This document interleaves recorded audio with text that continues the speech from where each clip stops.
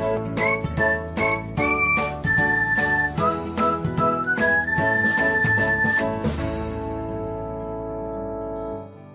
everyone, welcome back to another episode of Technologyglance. Today, in this video, I'm going to guide you through how you can change who can follow me to friends on Facebook Lite. So, let's get started. Firstly, open Facebook Lite app in your device. Then tap on three lines icon. Next, tap on settings. After that, tap on followers and public content.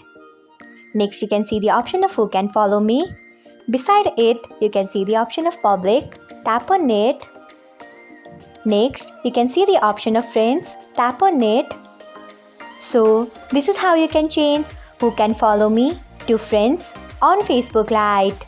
Thanks for watching. If you found this guide helpful, we would love it if you hit the thumbs up button below.